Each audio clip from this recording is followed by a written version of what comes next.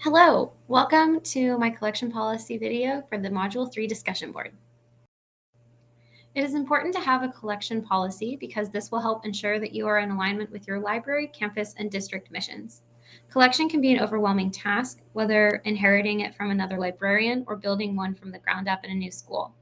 Knowing the goal of what your collection will accomplish and then tying that to your mission statement will keep you in alignment with your campus and district.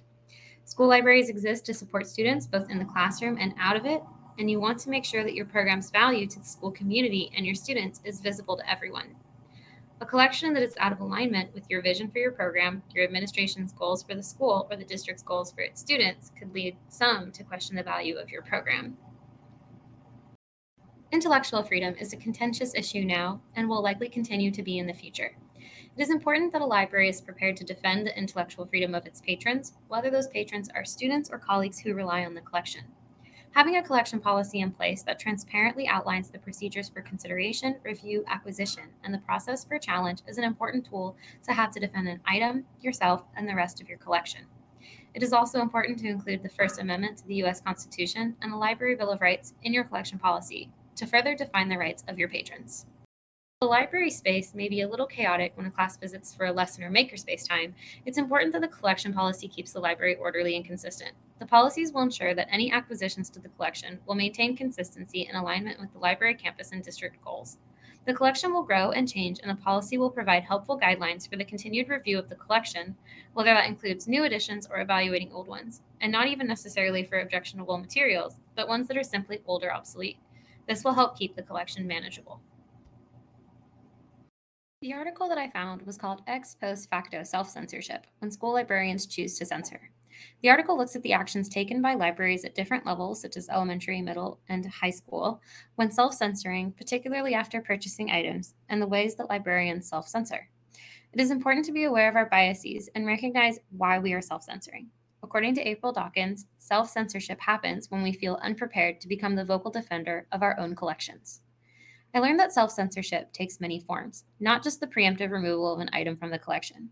It can also include transferring materials to other libraries, such as something from elementary to junior high and so on, shelving items away from the main collection, labeling items certain ways, and redacting parts of materials, either by blocking out text or images.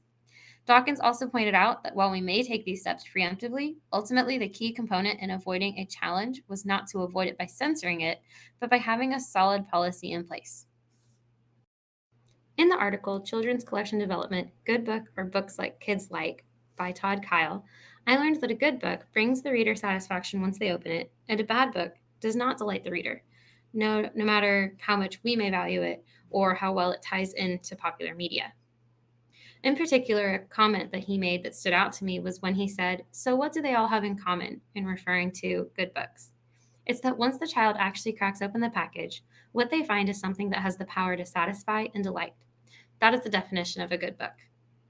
This would have an impact on my collection because I will keep in mind that reader interest is more important than classical literary value, meaning what we might find in the English canon.